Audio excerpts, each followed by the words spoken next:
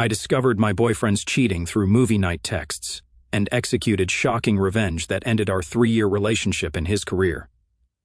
During our movie night at home, my boyfriend fell asleep on the couch with his phone unlocked. Messages kept coming in: work project, miss your touch already, and last night was amazing. Can't wait to see you again tomorrow. We'd been together for 3 years and had just put a deposit down on a house. My heart racing, I put his phone back and gently covered him with a blanket, like nothing had happened. Yesterday, my phone had 51 increasingly desperate texts. Harrison and I have been together for 3 whole years. Like, we just put a deposit down on a cute little craftsman house in the suburbs last week. We had names picked out for our future kids. We had a joint Costco membership. Y'all, that's practically marriage in millennial terms, LOL. So basically, Friday nights are always our movie nights. It's been our tradition since month 2 of dating. We take turns picking the movie, make some fancy popcorn, I'm talking nutritional yeast and everything, and just chill together after a long work week. It's honestly been my favorite part of every week for years now. This past Friday was Harrison's turn to pick, and he chose some boring documentary about cryptocurrency. Edit, not trying to offend any crypto bros out there, just not my thing. About 45 minutes in, I noticed he was completely knocked out on the couch. Not surprising since he claimed he'd been working late all week on some big project at work. I was about to wake him up and suggest we just go to bed when his phone lit up on the coffee table, and then it lit up again, and again. Y'all, his phone was unlocked. The messages were right there on the screen, from someone saved his work project with an emoji. At first, I thought nothing of it. But then I read, "Miss your touch already, and last night was amazing. Can't wait to see you again tomorrow." My heart literally stopped. I couldn't breathe. I felt like someone had punched me directly in the stomach and then threw me off a cliff. 3 years. 3 years, all the plans, all the promises, all the I love yous and you're the one speeches. Were they all lies? I'll admit, I did something I never thought I would do. I picked up his phone and quickly scrolled through the conversation. I know, invasion of privacy and all that, but something in my gut told me I needed to see the truth. And wow, the truth was ugly. This wasn't just some flirty texts. There were plans for hotel meetups, explicit messages, and even photos that I immediately wished I could unsee. Based on the timestamps, this had been going on for at least 2 months. There were messages about me, about how he was handling the Glorious situation, and how he was trying to figure things out but didn't want to hurt me. As if cheating on me for months wasn't already hurting me. The audacity of this man. I wanted to scream. I wanted to throw his phone through the window. I wanted to wake him up and demand answers. But something inside me, something cold and calculating that I didn't even know existed, told me to wait. So I gently placed his phone back exactly where it was. I pulled the throw blanket over him, like a loving girlfriend would, and I went to the bathroom, where I had the quietest panic attack of my life. Edit, just to clarify, I didn't confront him that night. I needed time to process and plan. I spent the rest of the night pretending to sleep while my mind raced with questions. Who was this person? How long had this really been going on? Was this why he'd been working late so often? What about our house? The deposit was most of my savings. The next morning was surreal. Harrison woke up, kissed my forehead, and acted like everything was normal. He even made me breakfast and talked about paint colors for the new house. I've never been an actress, but that day I deserved an Oscar because somehow I smiled and nodded and pretended that my entire world wasn't falling apart. As soon as he left for his Saturday morning gym session, which I now realized was probably meeting up with work project, I called my best friend, Sally. She came over immediately, and we spent the next 3 hours going through every detail I could remember from those messages. Sally suggested we do some digging.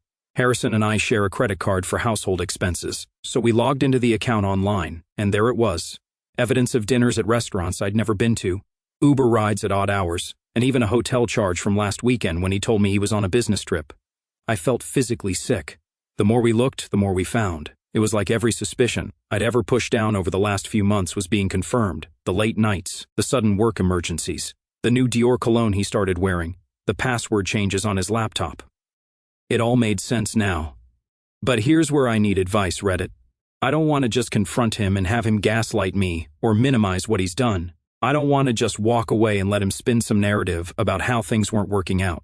I want him to truly understand what he's thrown away. I want him to feel the same earth-shattering pain that I'm feeling right now. Sally thinks I should gather more evidence before confronting him. She suggested I pretend everything is normal for a bit longer while I figure out a plan. So, basically, I spent all day yesterday being the perfect girlfriend. I made his favorite dinner, Didn't question when he was texting and smiling at his phone, though now I knew who it was, and even initiated intimacy, which made me feel physically ill afterward, but I had to keep up appearances. This morning I casually mentioned I might have a work trip next weekend, and he immediately perked up. He was trying to hide it, but I could see the wheels turning in his head about having the apartment to himself. It confirmed everything. I'm going to pretend to go on this trip, but actually, I'll be staying at Sally's apartment across town. I have a feeling he's going to invite work project over to our home, and when he does, well, that's when I'll make my move. I'm not typically a vengeful person, y'all, but something inside me has snapped.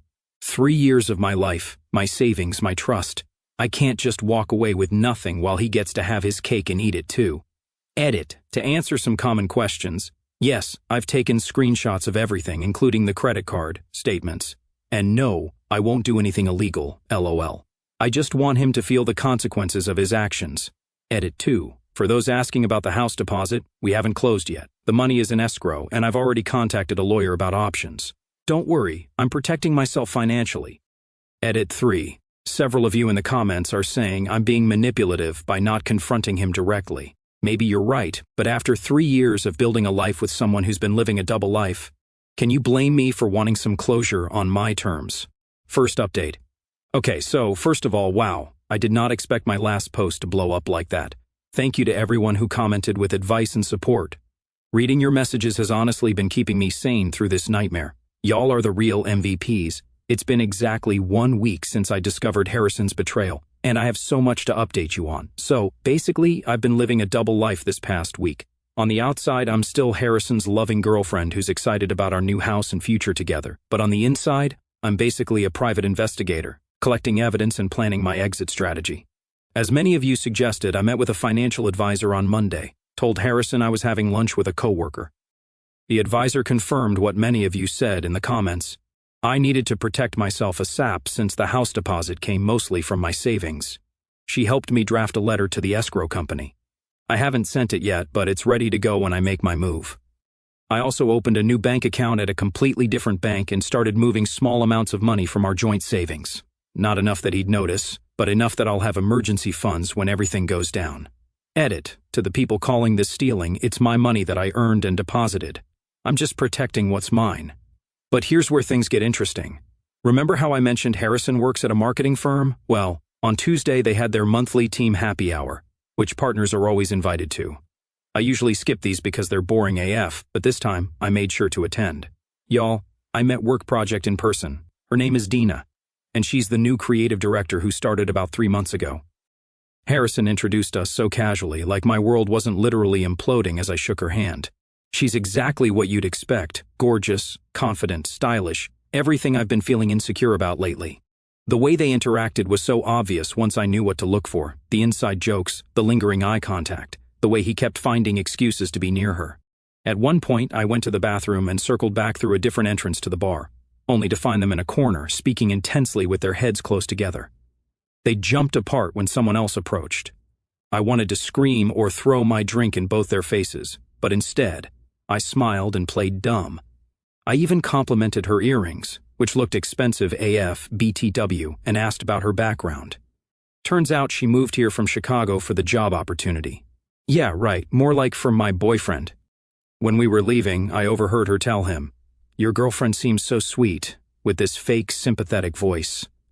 I literally had to dig my nails into my palms to keep from losing it right there. That night, Harrison was extra affectionate, probably out of guilt. He even suggested we look at furniture for the new house online. The audacity. I sat there picking out couches with him while imagining setting fire to everything he loves. I'm not actually going to do that. Don't worry, Reddit mods, LOL. So, Wednesday rolled around, and I decided to take some of your suggestions about tracking his movements. I downloaded our phone carrier's app, which shows the location history for phones on our family plan. Goldmine. Every Tuesday and Thursday when he claimed to be working late, his phone was at an address across town. A quick Google search showed it's an apartment complex. Guess whose name came up when I cross-referenced the address with some social media searches? Dina. He's been going to her apartment twice a week like clockwork. Thursday was the hardest day to maintain my act. I knew exactly where he was going after work, exactly what he was doing, and with whom. He texted that he had to finish some graphics for a presentation and would be late. I responded with a sweet, "No problem, babe, I'll save you some dinner, love you," while literally shaking with rage. While he was gone, I did a deep dive into our finances.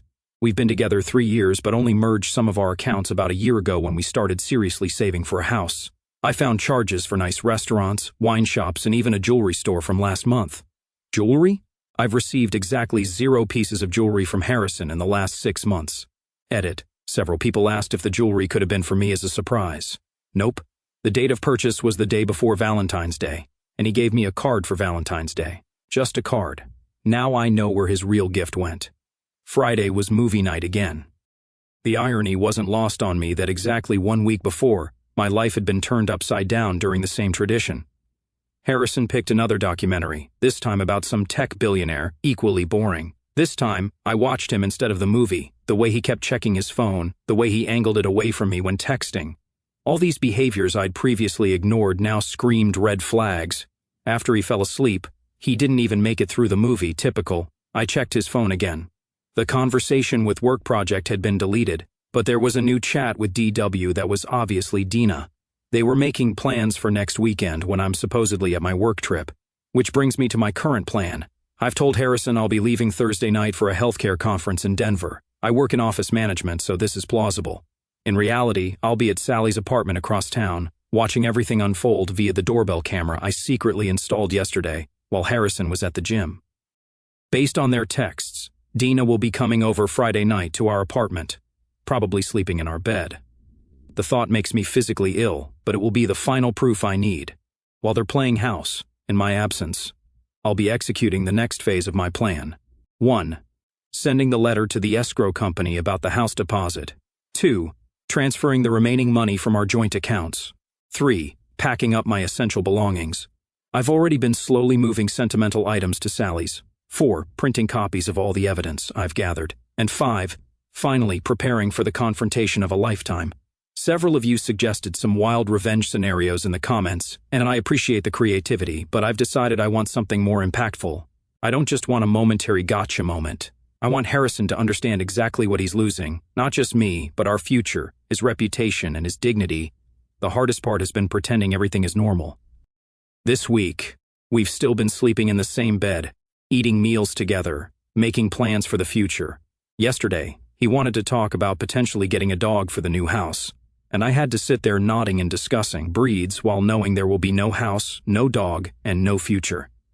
Sometimes I look at him and still see the man I fell in love with, the man who held my hand through my dad's health scare last year, the man who surprised me with concert tickets for bands I love, the man I thought I'd grow old with. And then I remember the texts, the lies, the betrayal, and I feel nothing but cold determination. Am I doing the right thing, Reddit? He's taken so much from me already, my trust, my plans for the future, my sense of security. I want to take back some power in how this ends. Edit, to address some common questions. Yes, I've been tested for STIs. All clear so far, and yes, I've documented everything for potential legal issues with the house. Edit 2. Several people asked if I've considered that this could all be explained away somehow. Trust me, there is no innocent explanation for the texts I saw and the evidence I've gathered. This isn't a misunderstanding. Second update, y'all. My hands are literally shaking as I type this update. The past 72 hours have been the most emotionally draining of my life, but what went down was so much more satisfying than I could have imagined.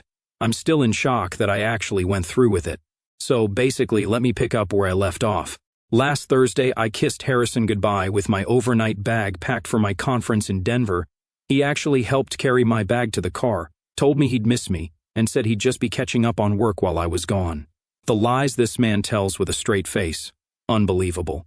I drove around the block, waited 20 minutes, then headed straight to Sally's apartment. We'd set up a command center of sorts, snacks for stress eating and enough wine to get through what we knew would be a difficult night. While we waited, I finalized everything, sent a notarized letter to the escrow company withdrawing from the house purchase, transferred my portion of our joint savings to my new account, contacted my doctor to have my medical records transferred to a new practice, changed all my passwords and recovery emails, and removed myself as an authorized user on our credit cards. Around 7:30, the doorbell camera alerted us to movement, and there she was, Dina, looking gorgeous in a dress I could never afford. carrying an overnight bag and a bottle of wine. Harrison greeted her with a kiss that made my stomach turn. They didn't even wait until they were inside to start pawing at each other in the doorway of the home we shared. That's when something inside me just shifted. Sally saw it happen. She said my whole face changed. I wasn't sad anymore. I was done. Okay, so here's where I did something I never thought I would do. I opened the doorbell camera app on my phone and hit record. I captured everything, the kiss, them going inside, even their conversation through the door about how nice it was to finally have the place to themselves. The audio was crystal clear, y'all. Like, you could literally hear Harrison telling Dana how excited he was for a Harrison and Dana weekend without having to worry about Gloria. I saved that recording and then downloaded the Ring app on my laptop so I could continue recording throughout the evening every time they came into view, like when they went out on the balcony with wine glasses or when Harrison ordered food delivery. I captured it all. That night, I did something even bolder. I set up my old phone on our apartment balcony. We're on the second floor, and the balcony wraps around to the bedroom window. I climbed up the fire escape with Sally's brother keeping watch and positioned the phone where it could see into our bedroom, through the gap in the curtains. Harrison never closes properly. The next morning, I went to our apartment while I knew Harrison would be at work. I had exactly 3 hours to get everything important out before he might come home for lunch. Sally brought 2 of her brothers to help, and we worked like a well-oiled machine. I only took what was undeniably mine: clothes, personal items, family heirlooms, and a few pieces of furniture I'd brought into the relationship. I left all the joint purchases and anything that could be disputed. I wasn't interested in stuff. I just wanted out. Before I left, I did one final sweep to make sure I hadn't forgotten anything important. In the bathroom, I found her hairbrush and makeup on my vanity. In the kitchen, there were 2 wine glasses in the sink. And in the bedroom, well, let's just say the evidence of their night together was obvious. I left my key on the counter along with some printed evidence of their affair, a few text screenshots, some credit card statements, just enough to let him know I wasn't clueless. But I kept the recordings for myself, for now. Then I blocked Harrison on everything: phone, email, social media, even Venmo. I contacted our friends and family to let them know we had broken up and that I wouldn't be discussing details, but that I needed space from anything related to Harrison. I expected to feel victorious after executing my plan so perfectly. Instead, I just felt empty. 3 years of my life gone, all our plans, our inside jokes, our routines, erased in a single morning. I cried the entire way back to Sally's apartment. But then his messages started coming through on my work email, the one communication method I'd forgotten to block. First email, 12:34 p.m. Gloria, where are you? Just came home for lunch and saw your stuff gone. What's happening? Call me a sap. Second email, 12:46 p.m. I see the papers you left. This isn't what you think. Please call me so I can explain. Third email, 1:03 p.m. I know I've made mistakes, but we can work through this. Don't throw away 3 years over a misunderstanding. A misunderstanding? Is that what we're calling sleeping with your coworker for months while planning a future with someone else? The emails kept coming all afternoon, each one more desperate than the last. By evening, he was alternating between apologizing profusely and being angry that I invaded his privacy and acted so drastically without talking to him first. When the emails didn't work, he started showing up at places he thought I might be: my favorite coffee shop, my parents' house, Sally's apartment. Thankfully, she didn't tell him I was staying there. He even went to my workplace, causing such a scene that my boss almost called security. The audacity of this man to act like I'm the one who did something wrong. That's when the rage I'd been suppressing finally boiled over. So, I did it. I really did it. I created a private link to all the recordings, the doorbell footage, the balcony conversation, everything. And I sent it to Harrison's parents. Edit, to those saying this was too harsh maybe, but this man was planning to buy a house with me while carrying on an affair. His parents had helped with our house deposit. They deserve to know who their son really is. I didn't include any angry message or explanation. I simply wrote, I thought you should know why Harrison and I won't be buying the house together after all. I'm sorry to send this, but you deserve the truth. 10 minutes later, Harrison's phone apparently blew up with calls from his parents. How do I know? Because he sent me 20 text messages from his friend's phone about how I had ruined his life and how could you send that to my parents? But I wasn't done. I also sent the link to his boss, not out of pure revenge, but because their company has a strict policy against inter-office relationships, especially between people at different levels. They had been conducting their affair on company time, using company resources. Edit, for those saying I went too far with the boss. Harrison had recently received a promotion that should have gone to his coworker Larry, who's been struggling to support his family. Harrison got it partly because Dina advocated for him in meetings. That night, Friday, Harrison apparently went on a bender with his friends. I know this because, by 2 a.m., I'd received 51 text messages from unknown numbers, him borrowing friends' phones to get around my block. They ranged from "I love you more than anything" to "You've destroyed everything I've worked for" to "How could you do this to me?" My personal favorite: "You can't just disappear after 3 years together and expose my personal life to everyone. What am I supposed to tell people? Maybe tell them the truth, that you're a cheating liar who got caught." Saturday morning, Dina herself reached out via Instagram, now also blocked. Her message wasn't apologetic this time. Apparently, she'd been called into an emergency meeting with HR and was facing possible termination. She blamed me for overreacting and not handling this like an adult. By Saturday afternoon, word had spread through our friend group.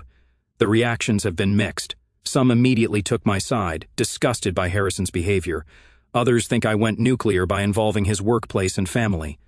A few have tried to remain neutral, saying I should have just walked away quietly. But here's the thing about consequences. Sometimes they need to be public. Harrison wasn't just betraying me in private, he was lying to his parents about the house, manipulating workplace dynamics for his benefit, and planning to continue his double life indefinitely. Why should I be the only one bearing the pain of his choices? Saturday evening, Harrison's mother called me. How did I forget to block her number? To my shock, she wasn't angry at me at all. She was devastated about what her son had done and thanked me for showing her the truth, painful as it was. She apologized for raising such a dishonest man and said their family would be having some serious conversations with Harrison. After that call, I turned off my phone completely for 24 hours. I needed a break from the drama, from the emotions, from the constant reminders of what I'd lost. When I turned it back on this morning, there were more messages, more missed calls, more people wanting a piece of me and my story.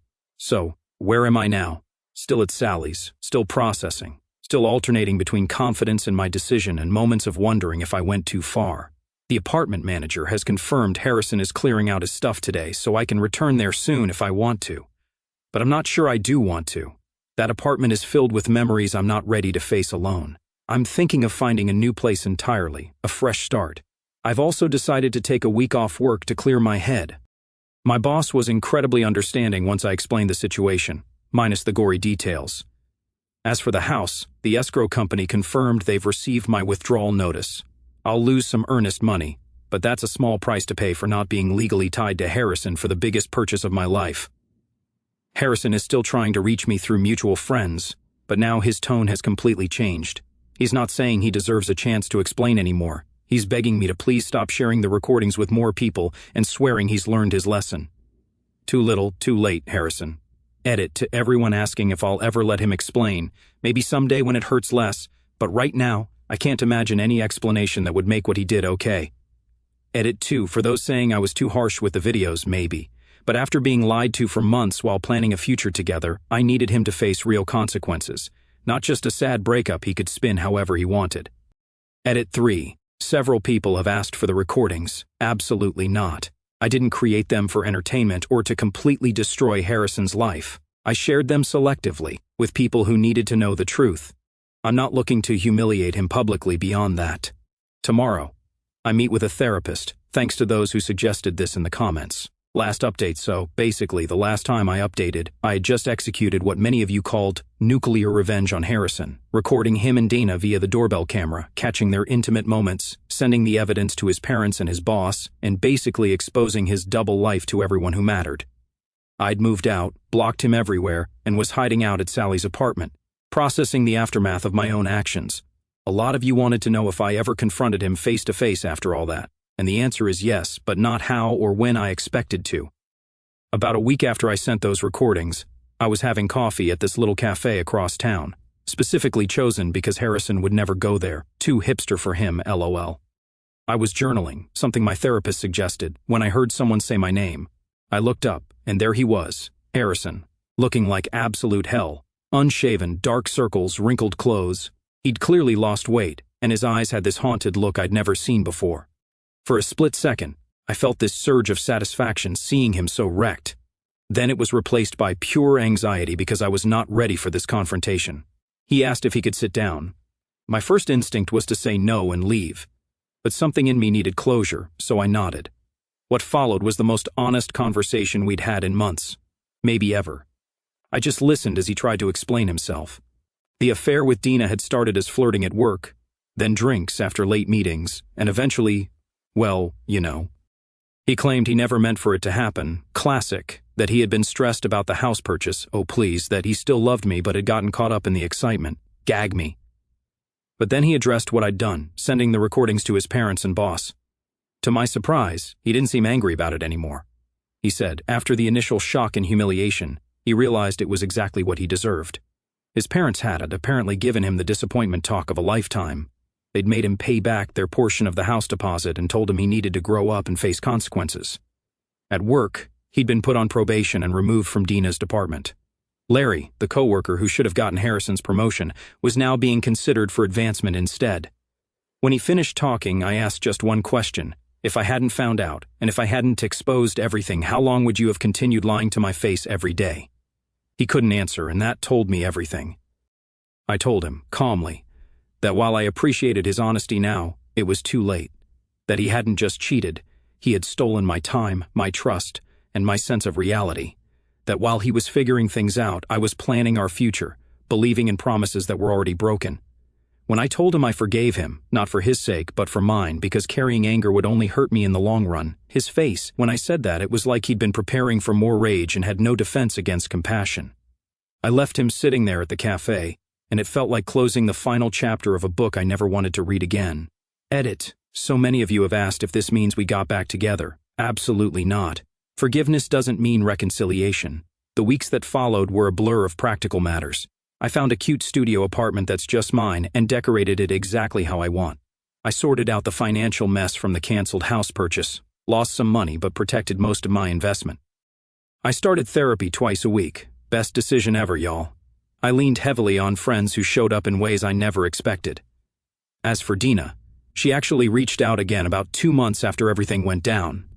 Turns out, after the HR investigation and all the drama at work, she decided to transfer back to the Chicago office.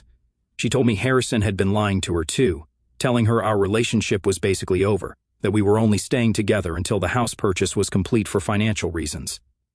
She apologized again for her part in everything and wished me well.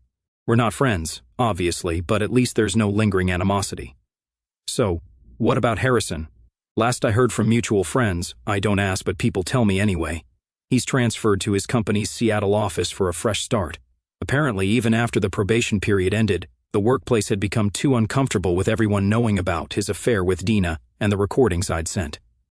His boss apparently gave him the option to transfer or look for a new job, and he chose transfer. Harrison's parents still call me occasionally, believe it or not. They were so shocked by the recordings I sent, but after processing everything, they've maintained a relationship, with me separate from their son. His mom even sent me a care package on my birthday with homemade cookies and a heartfelt card saying she still thinks of me as family. The house we almost bought, it sold to another couple last month. I drove by it recently, saw their moving truck in the driveway, and felt nothing but relief that it wasn't me tied to that mortgage into Harrison. Last week, I was unpacking the last box in my new apartment. Yes, it took me 6 months to fully unpack, don't judge, LOL, and found an old birthday card from Harrison. It read, "To many more years of adventure together." A few months ago, finding this would have sent me into a spiral. This time, I just smiled sadly and threw it away. Edit. For those asking if I still have the recordings, yes, but they're locked away where no one else will ever see them. They served their purpose, and I don't need to keep revisiting that pain. Edit 2. To clarify, since so many are asking, yes, I'm legally and financially completely separated from Harrison now. No shared accounts, no shared debts, clean break. Edit 3. To the person who DM'd me saying I'm damaged goods now and no man will want me, who hurt you? Actually, don't answer that. Just do better. Edit 4. For those asking if I regret sending the recordings to his boss, maybe a little, but Harrison using his relationship with Dina to advance professionally, while Larry, who has 3 kids and a sick wife, got passed over. That needed to be exposed too.